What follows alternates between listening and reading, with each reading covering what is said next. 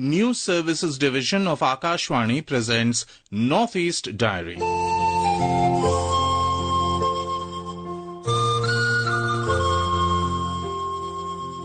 Hello, good evening and a warm welcome to another episode of Northeast Diary, your window into the vibrant cultures, inspiring stories and unfolding events across the eight jewels of India's Northeast. I'm Vinita Thakur, and in today's episode, we'll take you through the customs and culture of the Khasi tribe from Meghalaya. We'll also bring you an inspiring story from Kohima, where an 80-year-old athlete, Bendang Jamir, continues to defy age by representing India at the World Senior Badminton Championship in Thailand.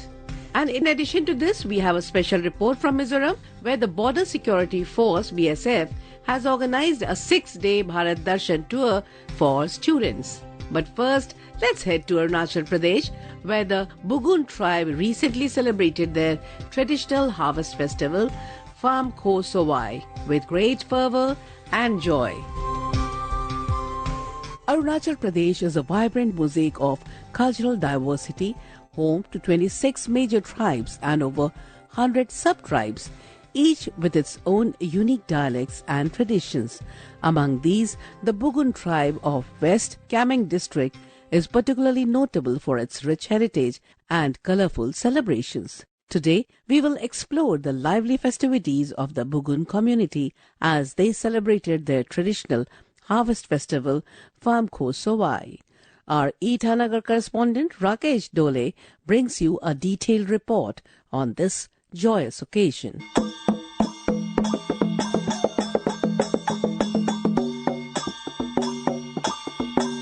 The Bugun community is in high spirit as they celebrated Pham Kho Sawai, their annual harvest festival.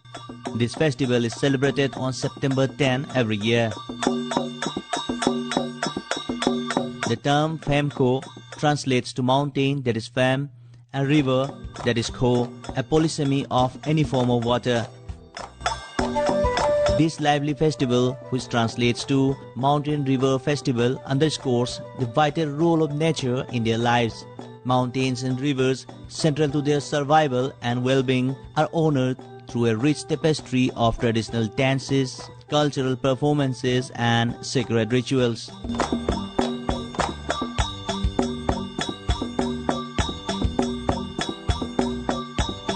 Pham Kho Sawai is more than just a celebration. It's also a testament to the Bugun tribe's commitment to wildlife conservation.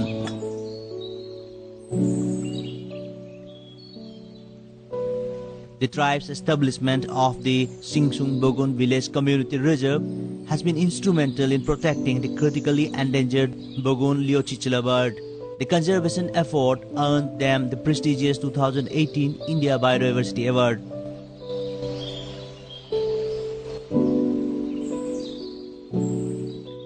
Pham Kho Sawai serves as a vibrant reminder of the Bugun tribe's deep connections to their land and their enduring cultural practices.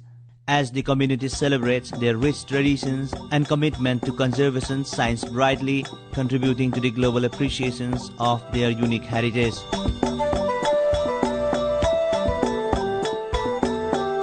For Northeast Diary, this is Rakesh Dole, Akashvani News, Itanagar.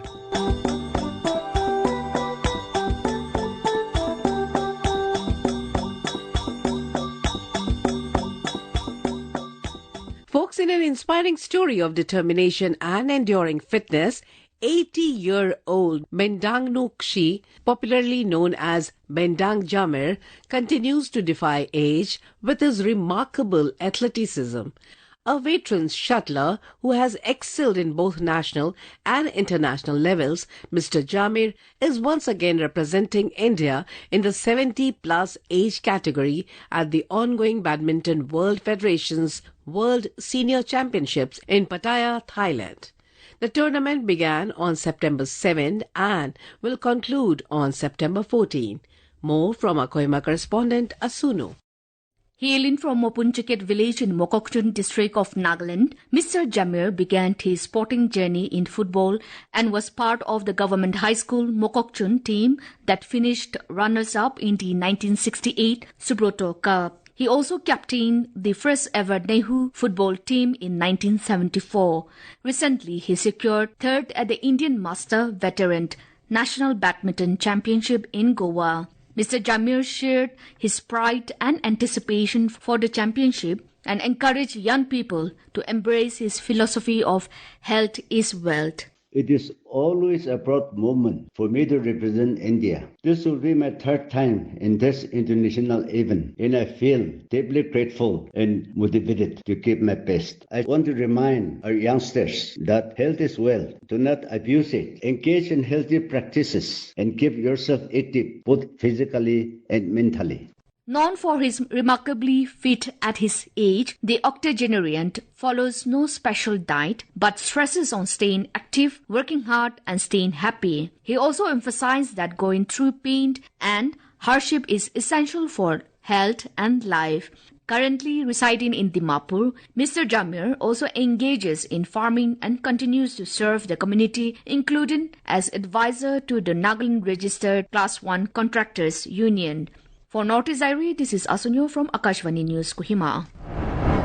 The first national integration program in Tripura brought together over 360 scouts and guides from 18 states, celebrating youth unity and leadership. Held at the Purvasha Auditorium in Agartala, the 5-day camp showcased the spirit of service, diversity and nation building. More from our Agartala correspondent Aditya Datta. Inaugurating the event, Chief Minister Professor Dr. Manik Shah highlighted the central role of young people in nation building. He noted that the strength, creativity and leadership of youth are vital in driving governance, social progress and economic growth.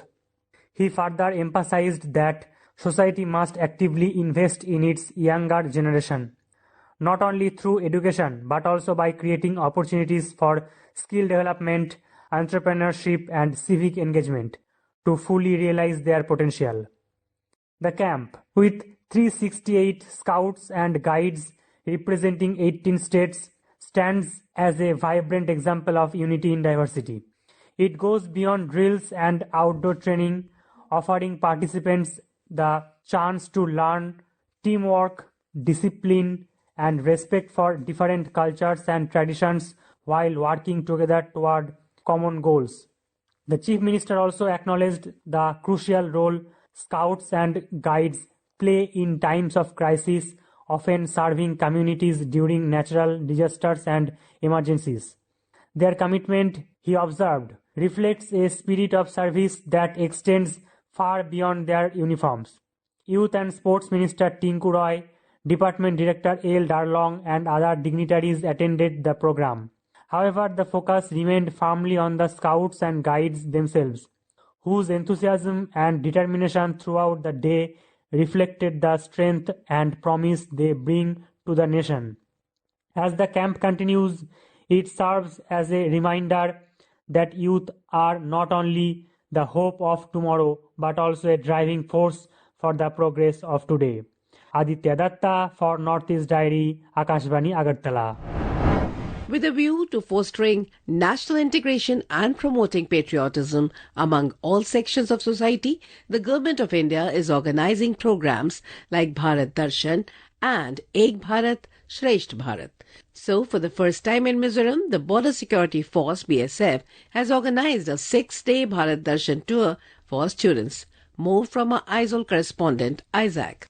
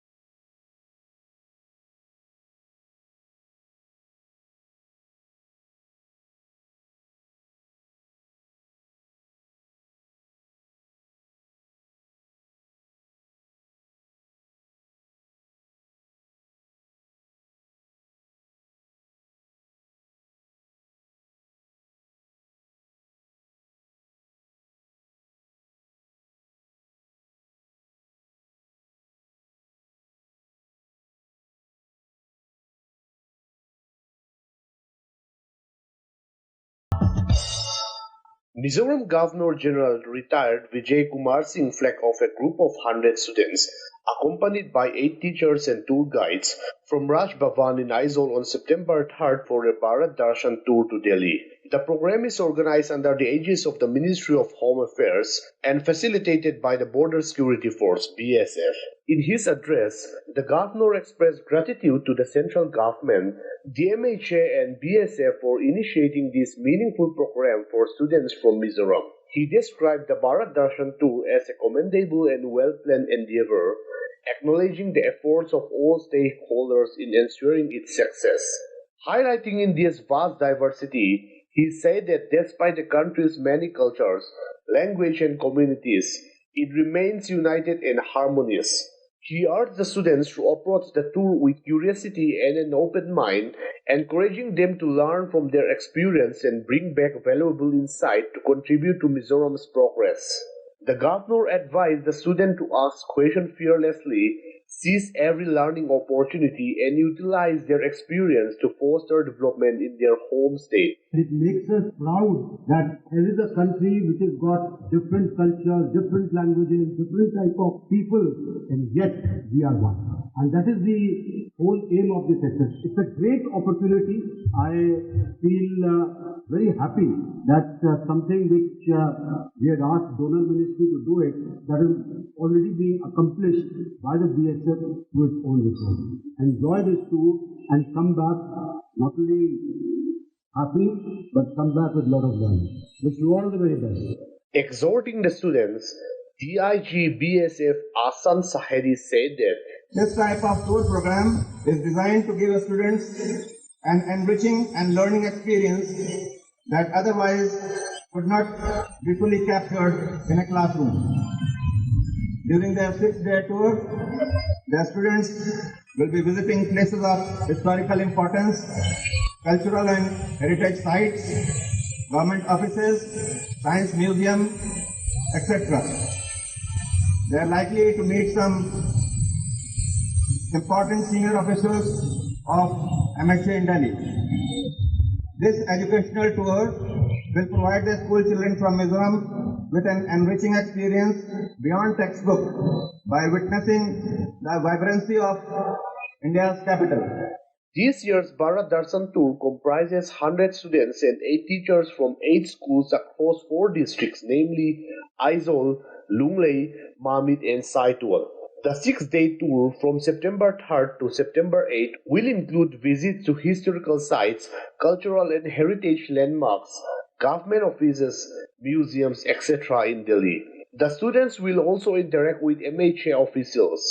The program aims to provide immersive learning experience, exposing students to India's rich heritage and historical values, social and cultural diversity, make them aware of developmental initiatives and governance beyond their textbooks.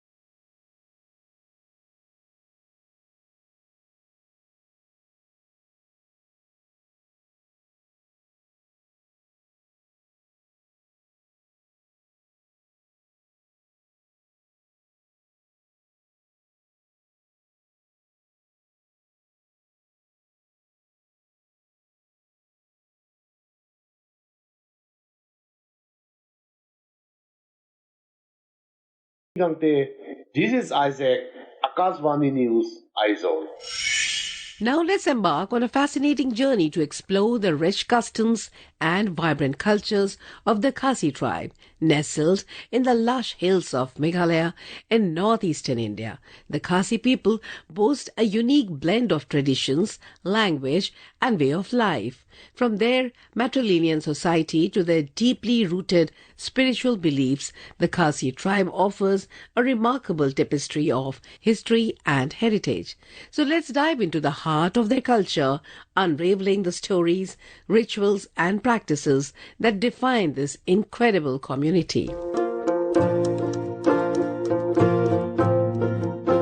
So much has been written and talked about one of the major tribes inhabiting the breathtakingly beautiful state of Meghalaya, one of the seven sisters carved out from the erstwhile state called Assam.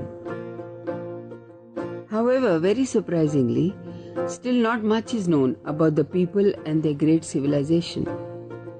One fact about the Khasis that is fairly widely known is that they follow the matrilineal system.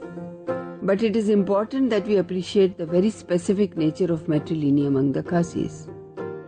The Khasis trace their origin to the mother ancestress, who they revere as one of the ancestral triad consisting of herself, her husband, and her brother. Descent is traced from the mother's side, and kinship is closer to the maternal than to the paternal side. It is the youngest daughter who takes charge of family properties. She becomes a custodian of her family's wealth and the keeper of religion after the death of her mother. However, male guardianship is crucial. The youngest daughter exercises a custodianship under the supervision of her maternal uncles and brothers. There are many subtly interesting aspects of Khasi matrilineal, but in this brief talk, I wish to focus on some other equally interesting aspects of Khasi society. What makes Khasis remarkable as a people is their resilience, open-mindedness, and belief in values that promote universal harmony with a vision of man, God, and nature held together by a common indwelling spirit. The tradition repeatedly stresses that nature is not a brute fact, but has the immediate aim of guiding human conduct. Critics have, for this very reason, labeled their worldview as primitive paganism. The Khasi argument was simple. If all creatures, including man, was animated by a common indwelling spirit, then no one species could conceivably assume that the whole existed for its benefits alone. They had a living experience of nature and a rich store of knowledge derived from it as they lived peacefully in their land and enjoyed the embrace of nature. This sentiment is expressed beautifully by a Khasi elder called Mauri when he says, "Nature for a Khasi is like a book. The teaching and wisdom he derives from it, he makes use of in his daily life. Nature is also like a big hospital on whose threshold all types of medicine are found, which can heal all bodily ailments. Medicine and reason thus complemented one another. The Khasi was not thus helpless." A profound respect for the natural world was thus embedded in Khasi culture. Indeed, their legends describe mountains, rivers, and rocks as beings who felt, perceived, deliberated, and responded voluntarily as persons. In common with other tribal communities of Northeast India, they were convinced of the possibility of entering into an intimate relationship with any part of physical nature, be it a tree, a mountain, or a river. More significantly, the natural forces or the gods of the Khasi pantheon, in their own way, suggest right actions to mankind. They do not preach, yet they set examples which, if received by man, can be proved true in the singleness of his life. In that sense, nature is not beyond moral categories. A mountain can inspire respect as also disfavor.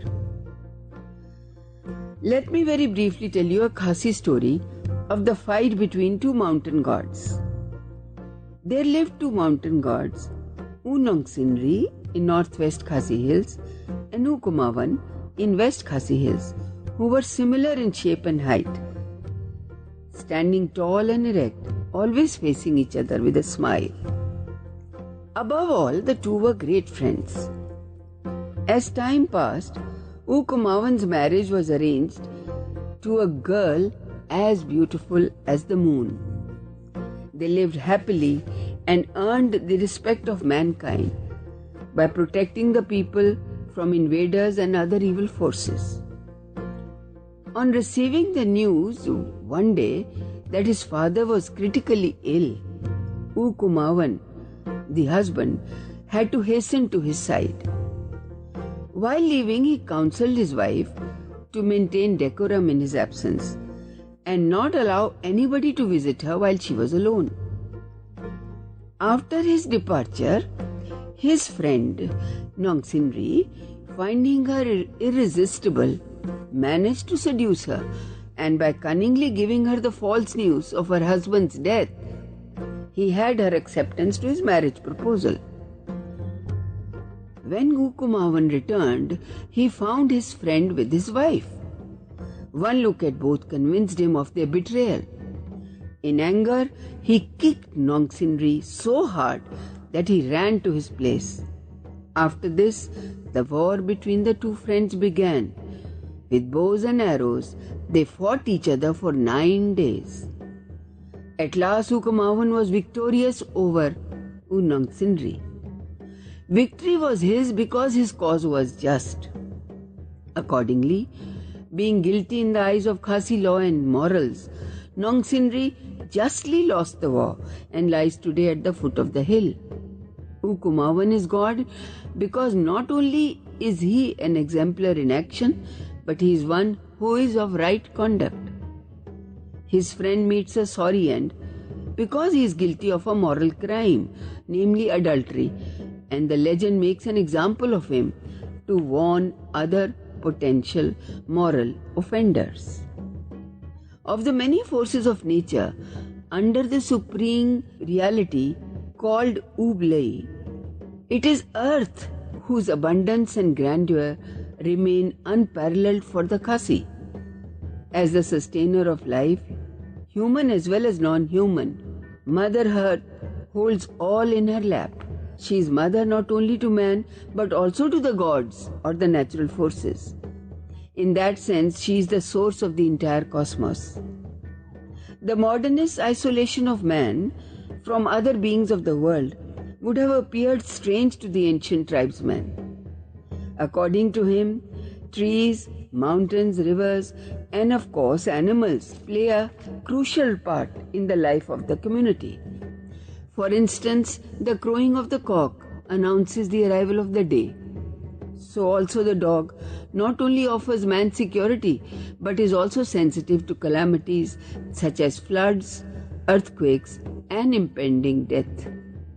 The call of the cuckoo is related to the arrival of spring, the time of sowing of seeds of crops such as potato, paddy, etc.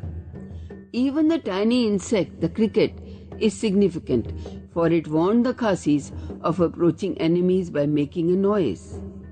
The list is endless, for each little non-human presence shares the life of the human by positively contributing to it. It is an irony of fate that while ecologists of all types are calling for a spiritual transformation that will give rise to an ecological sensibility which will make possible joyful relationships among people and with non-human beings, civilizations like that of the Khasi type who shared this joyful relationship is on the verge of collapse.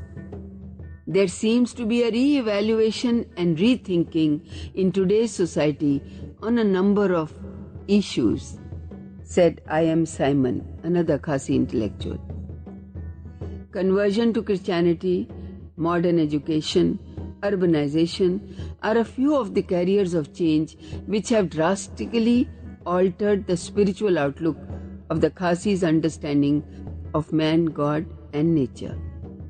Modernization, with its emphasis on individual empowerment, has given men and women a new perspective about themselves and their sacred forests and Mother Earth.